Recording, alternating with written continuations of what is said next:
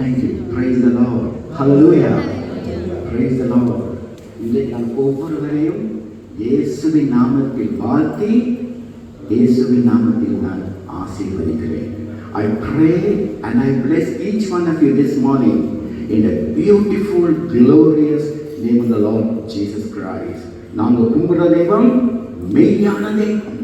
The God whom we worship is a true God and He is in our midst. The pastor was announcing that this Sunday is going to be an anointing Sunday.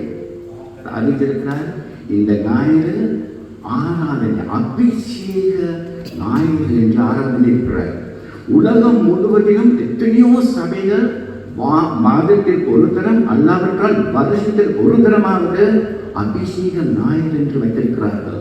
Around the world, many churches, at least once a month or once a year, they have a service called anointing service. The anointing service is a beautiful time to rededicate and to reconsecrate. அபிஷேக ஞாயிறு அல்லாவிட்டால் அபிஷேக ஆராதனை எங்களை நாங்கள் திரும்பவும் ஆண்டவருக்கு அர்ப்பணித்து ஆண்டவருடைய காரியங்களுக்கு நாங்கள் பிரதிஷ்டை பண்ற ஒரு நல்ல ஒரு நேரமாக இருக்கிறது. What do you mean by anointing? அபிஷேகம் என்றால் என்ன? If you read the Holy Bible, the word anointing simply means to pour the oil or to apply the oil. அபிஷேகம் என்றால் எண்ணெயை பூசுவது, அல்லாவிட்டால் எண்ணெயை ஊற்றுவது. அதற்குத்தான் அபிஷேகம் என்று விளக்கம். In the Old Testament, 3 groups of people are anointed. 3 வகையான நபர்களை தான் அவர்கள் அபிஷேகம் பண்ணுவார்கள். யார் இவர்கள்? ராஜாக்கள், தீர்க்கதரிசிகள், ஆசாரியர்கள். The 3 groups of people who were anointed in the Old Testament are the kings, the prophets and the priests. They are anointed and consecrated for a purpose. But when we come to the New Testament, நாங்கள் புதிய ஏற்பாடு வர நேரம் இயேசுவானவர் என்ன சொல்லுகிறார்? கர்த்தருடைய ஆவி என் மேல் இருக்கிறது, அவர் என்னை அபிஷேகம் பண்ணியிருக்கிறார். The Spirit of the Lord is upon me and He has anointed me. பழைய ஏற்பாடு என்னை, புதிய ஏற்பாடு பரிசுத்த ஆவியானவரின் அபிஷேகத்தை காண்பிக்கிறது. So நீங்கள் ஒவ்வொருவரும், நாங்கள் ஒவ்வொருவரும், நாங்கள் இயேசுவானவரை விசுவாசிக்க, ஆண்டவரே உமது இரத்தத்தால் பாவங்களை கழுவும். Lord, I am repenting of my sin. I am a born again. I am a new creation. அப்படி சொன்னுடன் ஆண்டவர் என்ன செய்கிறார்? எங்கள் ஒவ்வொருவரையும் தந்த பரிசுத்த ஆவியால் அபிஷேகம் பண்ண தொடங்குகிறார். எப்படி அபிஷேகம் பண்ண தொடங்குகிறார்கள்? ஒவ்வொருவரையும், எங்கள் ஒவ்வொருவரையும் ராஜ்யமான ஆசாரியர்கள், Royal priesthood. The Old Testament king, prophet, priest becomes New Testament you and I. So we are anointed for a purpose. So இன்றைக்கு பாஸ்டர் எங்கள் ஒவ்வொருவரையும் எண்ணெயை பூசி ஜெபிக்க போறார். ஏன் அவர் ஜெபிக்க போறார்? இந்த ஒவ்வொருவரும் இந்த வருடம் 2026 வருடம் எப்படிப்பட்ட ஜீவியம்? அபிஷேகிக்கப்பட்ட ஜீவியம். Pastor is going to anoint each one of us and pray that the year 2026 we are going to lead an anointed Christian life. Don't live an unanointed or an ex-anointed life. நீங்கள் ஒரு அபிஷேகப்பட்ட ஒரு ஜீவியம் ஜீவிக்க வேண்டும் என்று நாங்கள் ஒவ்வொருவரும் ஜெபிக்க போகிறோம். ஹல்லேலூயா. நீங்கள் அந்த வேத வசனத்தை வாசிக்கிற நேரம் அது வேத வசனம் ஒரு அற்புதம், ஒரு அழகான வசனம். When you read the Holy Bible begins to tell us so many things. If you see, the Holy Bible keeps models to teach you and I important teaching. வேதத்தில் முன்மாதிரிகள், எக்ஸாம்பிள், உங்களை போல என்னை போல் சாதாரண மனிதர்களை வைத்து ஆண்டவர் எத்தனையோ விளக்கங்களை எங்களுக்கு கற்பிக்கிறார். For example, who is the model for faith? Abraham. The model for patience? Job. The model for valor? David. The model for wisdom? Solomon. The model for handsome? Absalom. The model for beauty? Esther. வேதாகமத்தில் எத்தனையோ அருமையான ஆண்டவர் முன்மாதிரி வைத்திருக்கிறார். விசுவாசத்துக்கு முன்மாதிரியானது Abraham, வீரத்துக்கு தாவீது, அழகுக்கு Absalom, அழகுக்கு Esther. அப்படி என்றால் யாரு இந்த பைபிள்ல அபிஷேக ஜீவிதத்துக்கு ஒரு நல்ல ஒரு முன்மாதிரி யாரு தெரியுமா? கொஞ்ச நேரம் வாசித்தோம். Stephen is the beautiful model for the anointed Christian life. Some artists say Stephen could have been like this, a wonderful man of God. நீங்கள் யோசிக்கிற ஐயோ இது புதிய ஏற்பாடுல பரிசுத்த பவுல் இருக்கிறாரு, யாக்கோபு இருக்கிறாரு, சீமோன் பேதுரு இருக்கிறாரு. இருந்தாலும் ஏன் நாங்கள் ஸ்தேவான் தான் ஒரு கிறிஸ்தவ அபிஷேக வாழ்க்கைக்கு ஒரு நல்ல முன்மாதிரி. எப்படி அவர் ஒரு நல்ல முன்மாதிரியாக இருக்கலாம்? யாரு இந்த ஸ்தேவான்? Who is this Stephen? ஸ்தேவான் ஒரு இயேசுவானவரின் ஸ்டேஷன். அந்த 1:11 அப்படிப்பட்ட சீசன் அல்ல. He was not the one of the 11 or one of the 12 disciples of Jesus Christ. He was an ordinary disciple like you and I. உங்களை போலும் என்னை போலும் ஒரு சாதாரணமான ஒரு சீசன் தான் ஸ்தேவான். ஸ்தேவான் ஒரு அப்போஸ்தலன் அல்ல. He was not an apostle, an ordinary disciple of the Lord Jesus Christ. இந்த பைபிள்ல 2 அதிகாரம் ஸ்தேவானை குறித்து 2 அதிகாரம். இந்த 2 அதிகாரத்தில் ஸ்தேவான் தன்னுடைய ஜீவியத்தை வெற்றியாக முடித்தான். In 2 chapters of the Holy Bible, Stephen led absolutely a brilliant anointed life. Stephen ஒரு யூதன் அல்ல. Stephen was not a Jew. He was a Greek Jew. He must be coming from a Greek family. And Stephen's ministry in the church was caring. Stephen the ஊழியம் சபையில் என்ன ஊழியம்? விசாரிக்கிற ஊழியம். ஓ பைபிளிலே யாராவது இருக்கிறீங்களா உங்க பேர் ஸ்டீவன் என்று? யாராவது இருக்கிறாங்க? No Stevens? Oh hello brother, your name is Stephen? Praise the Lord, praise the Lord. Steven ஒரு கிரேட் பேர். அவர் ஊழியம் என்ன? பந்தி விசாரிப்பு. இந்த சபையில் ஸ்டீவன் இருந்தால் எங்கே இருந்திருப்பார்? இங்கே இந்த மேடையில் இந்த மாதிரி கட்டி பிரசங்கிக்க மாட்டேன். பின்பக்கம் போய் உங்கள் ஒவ்வொருவருக்கும் நன்மை கொடுப்பேன். Brother sister, praise the Lord. நல்லா இருக்கிறீங்களா? உங்களோட குடும்பம் எப்படி இருக்குது? உங்களோட கணவன் எப்படி இருக்கிறார்? உங்களோட மனைவி அந்த விசாரிக்கிறது தான் Steven. Stephen was a man, a deacon who began to inquire, brother, sister, how are you? How is your welfare? But the Bible says Stephen was mightily used by God. வேதம் என்ன சொல்கிறது? ஸ்தேவான் ஆண்டவரால் வல்லமையாக உபயோகிக்கப்பட்ட ஒரு மனிதன். ஸ்தேவான் எத்தனை வயது? ஏக நிபுணர்கள் சொல்கிறார்கள் ஸ்தேவான் வயது 32, 33, 35. The Bible scholars say Stephen was only few years younger than the Lord Jesus Christ, in his 30s or his late 30s. But the whole world remembers Stephen as the first martyr for the kingdom of God. உலகம் முழுவதும் ஸ்தேவானை என்ன சொல்றாங்க? முதலாவது இரத்த சாட்சி. அப்படி என்றால் Steven வாழ்க்கை எப்படிப்பட்டது? அபிஷேகம் என்ன விசேஷம் ஸ்டீவன் ஜீவித்தே? அதைத்தான் நாங்கள் பார்க்க போகிறோம். Stephen is not a Greek name. In Australia, one of the most popular names is Steve, which comes from the name Stephen. The Greek name for Stephen is Stephanos. Stephen the Greek பேர் என்ன? Stephanos. Stephanos என்ன அர்த்தம்? Freedom, crown. That is the interpretation of Stephen. Stephen means crown, freedom. யார் freedom போடுவார்? ராஜாக்கள். ஏன் freedom அணிவார்கள்?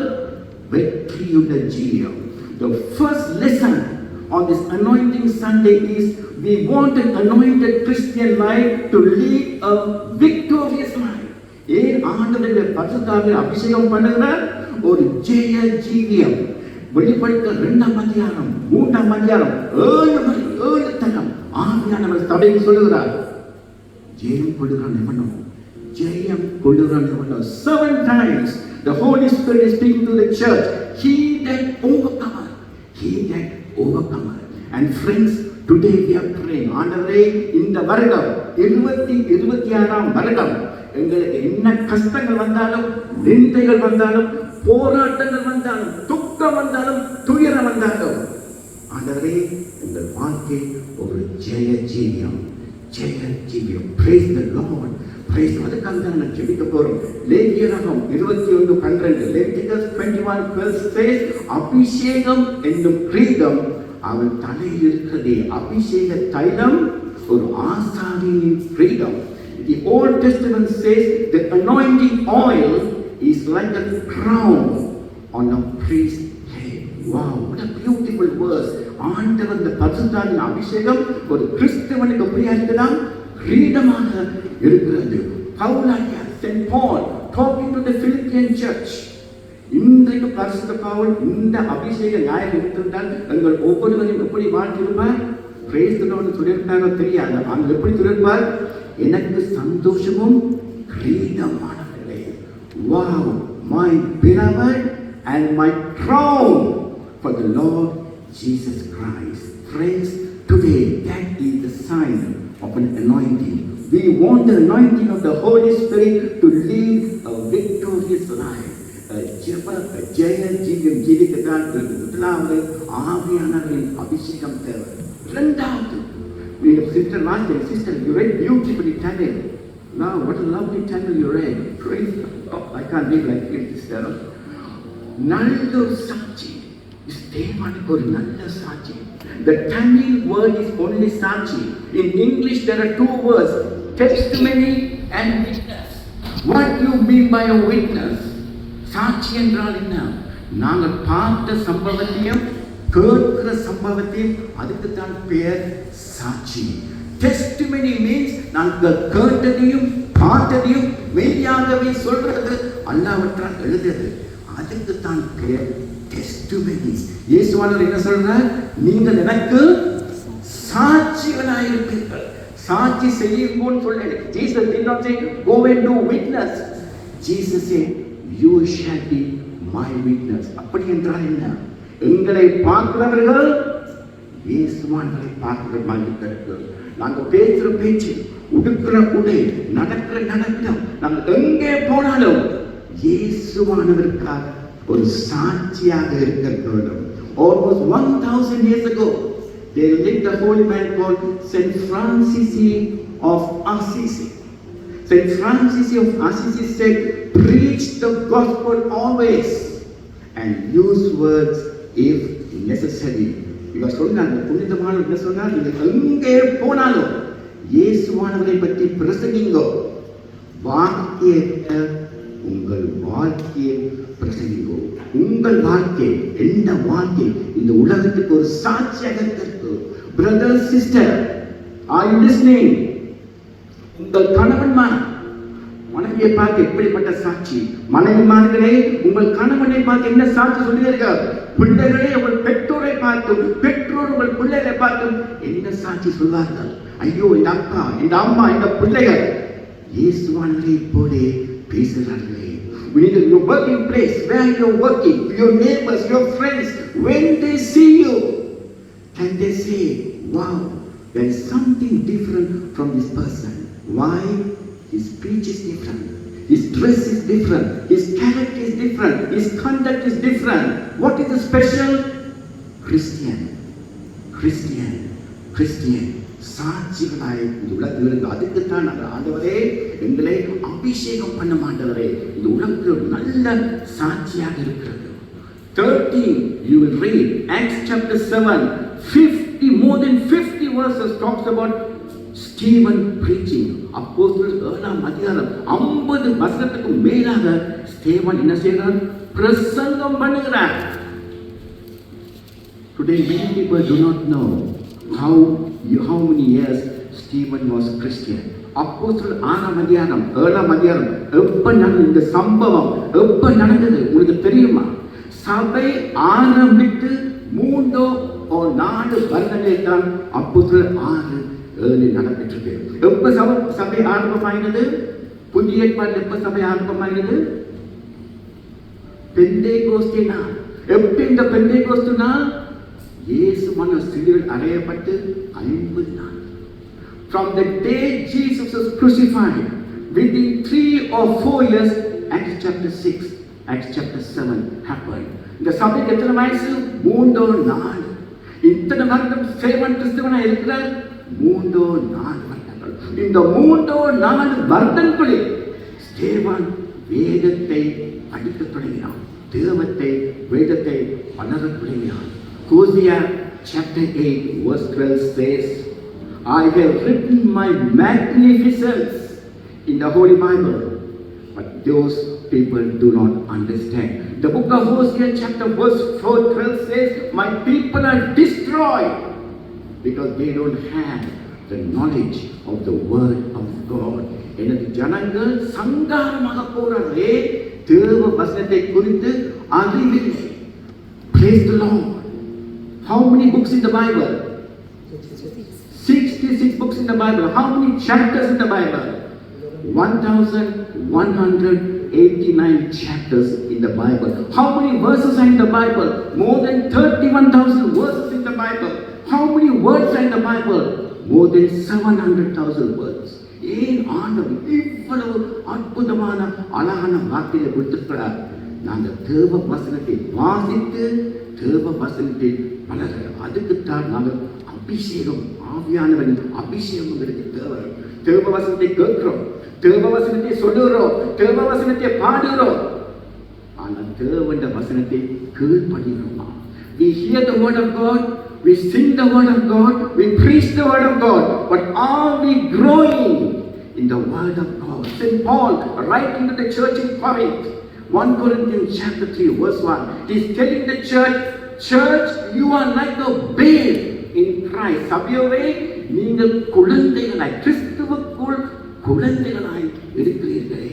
பாருங்கள் ஸ்தேவான் 3 வருடம் 4 வருடம் தேவ வசனத்தை வளர தொடங்கினான். Praise the Lord, praise the Lord. அவன் தேவ வசனத்தை வளர மாத்திரமில்லை, தேவ வசனத்தை எப்படி நிதானமாக பிரித்து போதிக்க அறிந்தவனாய் இருந்தான். Not only he grew in the word of God, he was able to rightly divide the word of God. Today on the YouTube, every Tom, Dick and Harry will preach anything which comes on their mind. They do not know the word of God. There are so many false teaching is coming on the YouTube and live. எத்தனையோ கள்ள உபதேசங்கள் இன்றைக்கு எத்தனையோ பேர் பிரசங்கித்துக் கொண்டிருக்கிறார்கள். நீங்களும் எனக்கும் தேவ பரிசுத்தாவின் அபிஷேகம் இல்லாவிட்டால் எங்களுக்கு எப்படி தெரியும் இவர் போதிப்பது மெய்யாகவே சத்தியம் என்று? Brother, sister, we are praying today. ஆண்டவரே, உங்களுக்கு இன்றைக்கு அபிஷேகத்தை தாரும். நாங்கள் தேவ வசனத்தில் வளரவும் வேண்டும், தேவ வசனத்தை நாங்கள் நிதானமாக நாங்கள் வாசிக்கவும் வேண்டும். The fourth beautiful thing you read about Stephen's anointed life, நீங்க ஸ்தேவானை குறித்து 4வது காரியம் என்ன தெரியுமா பார்ப்பீர்கள்? பரிசுத்தாவியில் நிரம்பினவனாய் இருந்தான். Wow, he was full of the Holy Spirit. What do you mean by full of the Holy Spirit? பரிசுத்தாவியில் நிரம்பினவனாய் இருந்தால் அர்த்தம் என்ன? What do you mean by full of the Holy Spirit? The meaning to be full of the Holy Spirit, to have the gifts of the Holy Spirit, the fruit of the Holy Spirit, and to be led by the Holy Spirit. Few minutes ago, the children sang a beautiful, they said the beautiful memory was the fruit of the Holy Spirit. நாங்கள் ஆவின் வரங்கள் மாத்திரமில்லை, ஆவின் கண்கள் கூட நாங்கள் வளர்ச்சி அடைய வேண்டும். இயேசுவானவர் என்ன சொன்னார்? அவர்களின் அற்புதங்களை நீங்கள் அவரை யாருக்கு பார்த்தீர்கள்னு சொன்னாரா? என்ன சொன்னாங்க இயேசுவானவர்? அவர்களின் கண்களை. You shall know a Christian not by the tongues he speaks. You shall know the Christian not by the miracles, not by the prophecy, but by the fruit. அன்பு, சமாதானம், கிருபை.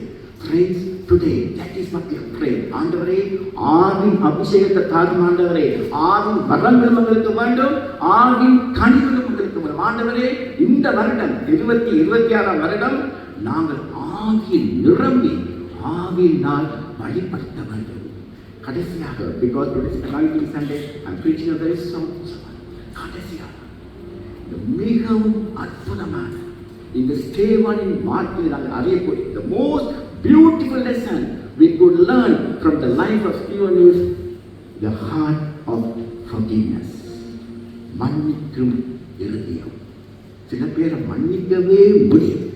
அந்த நேரங்களை பரிசுத்தாவியான தந்து அபிஷேகத்தை தருவார். It is the Holy Spirit which helps us to love the unlovable and to forgive the unforgivable. Stephen was preaching to a big crowd. The Bible says the Sanhedrin, the crowd, ஆலோசனை சங்கத்தவர்களுக்கு ஸ்தேவன் பிரசங்கித்துக் கொண்டிருந்தார். அந்த பிரசங்கத்துக்கு பிறகு ஸ்தேவன் ஒரு பெரிய ஒரு தீர்க்க தரிசனம், ஒரு தரிசனத்தை சொல்லுகிறார். After the message, Stephen is talking about the vision. People do, ஜாக்கள் என்ன சொன்னாங்க? சொன்னாங்களா? என்ன சொன்னாங்க? அந்த Tamil gives a beautiful interpretation.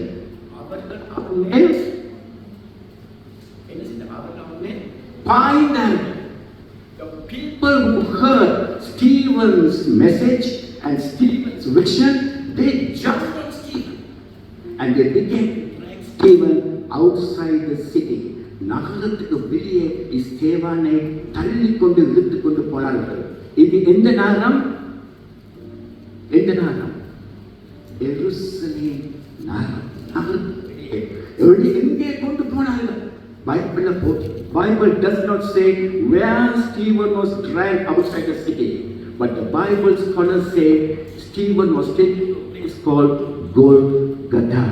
It's not in the Bible. The Golgotha, அந்த மலையில போய் ஸ்தேவானை நிறுத்தினார்கள். பழைய ஏற்பாடு எப்படி அவர்கள் கண்டறிந்து கொள்வார்கள் என்றால், அந்த மலையில நிறுத்திட்டு முதலாவது ஒரு சாட்சி வந்து சொல்லுவாங்க.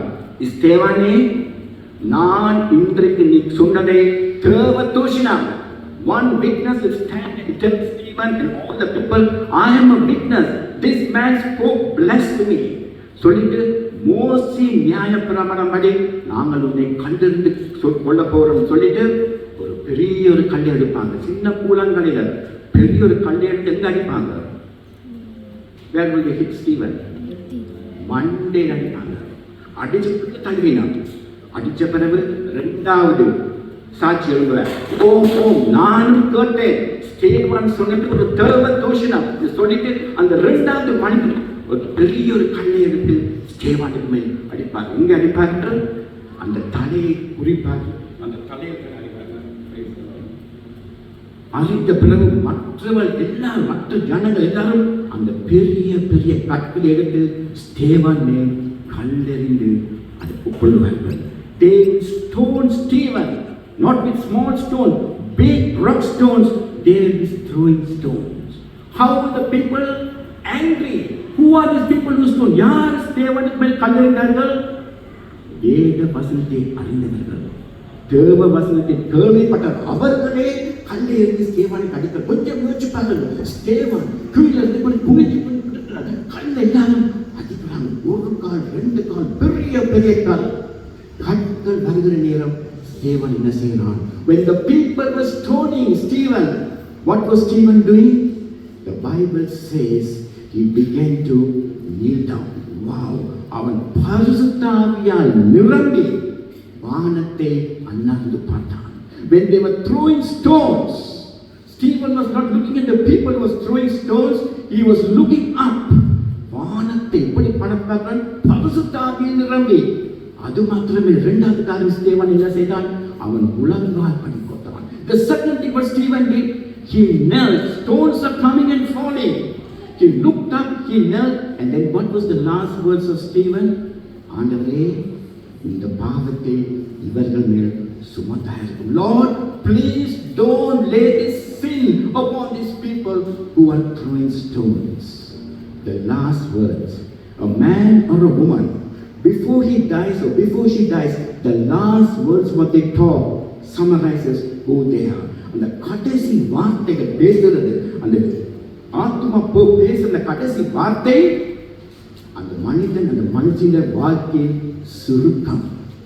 When Princess Diana, when she was about to die, the last words were, oh my God, what has happened?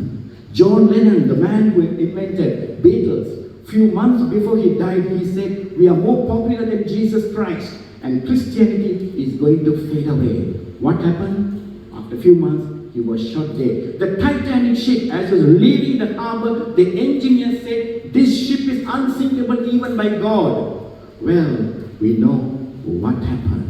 The கடைசி வார்த்தைகள் ஸ்தேவான் வார்த்தையை ஆண்டவரே இந்த பாவத்தை இவர்கள் மேல் சுமராயிரும். யார் இப்படி வார்த்தையை பேசினார்? ஏன் ஒருவருக்கு இதே வார்த்தையை பேசினார்? யார் பேசினார்? நாங்கள் இயேசுவானவர் கிட்ட வர வர வர நாங்கள் அபிஷேகத்தில் நிறைந்து நடக்க நடக்க இந்த வார்த்தைகள் மாறிக்கொண்டே போகும். நான் இன்றைக்கு உங்களுக்கு ஒரு கேள்வி கேட்க போறேன். Before I finish, யாராவது உங்கள் மேல் கல்லை எழுந்திருக்கிறார்களா? சிஸ்டர் கீர்த்திகா, யாராவது உங்களுக்கு கல்லை எழுந்திருக்கிறார்களா? டாக்டர் வசந்தகுமார், சிஸ்டர் கருணா, யாரும் உங்களுக்கு கல்லை எறியவில்லையா? யாரும் கல்லை எறியவில்லையா? நான் பேசுகிற கற்கள் வீதியின் கற்கள் அல்ல. நான் பேசுகிற கற்கள் ரோப் கற்கள் அல்ல. நான் பேசுகிற கற்கள் வார்த்தை என்னும் கற்கள். தமிழ் ஒரு பழமொழி இருக்குது, கண்ணுக்கு கண் இல்லை. Today some people talk without knowing what they are talking. சிலர் பேசுகிற வார்த்தைகள் கூர்மை, கடுமை, நோவை, வேதனை, அப்படிப்பட்ட வார்த்தைகள் எங்கள் மேல் பேசுகிற நேரம் நீங்கள் எப்படி இருக்கிறது? ஸ்தேவானை போல் எங்கள் கண்களுங்க இயேசுவானவரின் மேல் உலகால் படியிட்டு ஆண்டவரே இவர்களை மன்னியும். எத்தனை வயது ஸ்தேவான் மறிக்கும் பொழுது? 32, 33 வயது. யோசிச்சு பாருங்க. ஸ்தேவான் திருமணமாக இருந்தாரா? தெரியாது. Was Stephen married? We don't know. What did the father and mother do? We don't know. But what a sad day, friends. இன்னும் 5 நிமிஷம். Please give me 5 more minutes and then we're going to start the 19 seconds. சில மாதங்களுக்கு முன்பு I was praying. I was fasting and praying. நான் சொல்ல போறது பைபிளே இல்லை. Bible இல்லாதபடியாக நீங்கள் நம்பலாம், நம்பாம விடலாம். Take your choice. As I was praying, the Holy Spirit began to show me a vision. நான் ஜெபிச்சு கொண்டிருக்கும் பொழுது பரிசுத்த ஆவியானவர் ஒரு தரிசனத்தை என் மனதில் பட்டுவிட்டார். ஸ்தேவானை குறித்து பரிசுத்த ஆவியானவர், மகனே ஸ்தேவானை பார். When Stephen died, his whole body was covered with a pile of stone. ஸ்தேவான் மரிக்கும் பொழுது அவன் முழு சரீரமும் கற்கள் குவிகள். There was pile of stone. 8ஆம் அதிகாரம் 2ஆம் வசனம் சொல்லுது, தேவ மனுஷர்கள் chapter 8 verse 2 says godly people came and began to take Stephen. அப்படி அவங்க ஸ்தேவானின் சரீரத்தை அழிக்கிற நேரம் அவன் முகம் அப்படி அவன் சரீரம் முழுக்க காயம். His whole body was bleeding. His head was injured. He was bleeding from everywhere. He was torn to death. அவன் பரிசுத்த ஆவியானவர் சொல்றார், மகனே ஸ்தேவானின் முகத்தை பார். பரிசுத்த ஆவியானவர் பார்க்கிறார் ஸ்தேவானின் முகம். அவன் மறைந்து போயிருந்தான். சரீரம் முழுக்க ரத்தம். Stephen was dead. His whole body was bleeding. அவன் முகத்திலோ ஒரு சிரிப்பு புன்முறுவலோடு அவன் மறைத்து போயிட்டான். ஏன் அந்த புன்முறுவல்?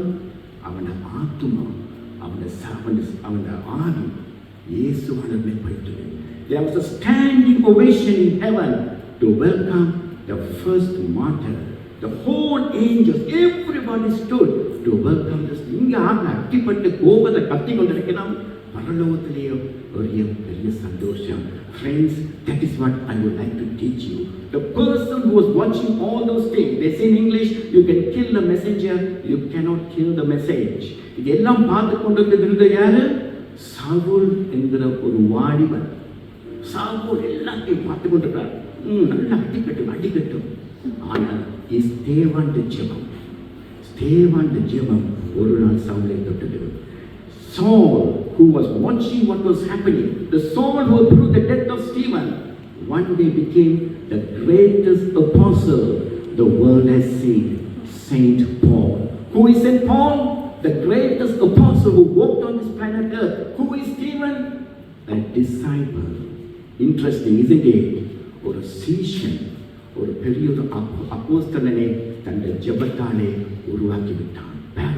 நீங்களும் நானும் ஒரு சாதாரண சீஷனாய் இருந்தாலும் எங்கள் ஜெபம் உங்கள் பிள்ளைகளை ஒரு நீதிமானாக மாற்றத்துக்கு ஒரு வல்லமை உண்டு.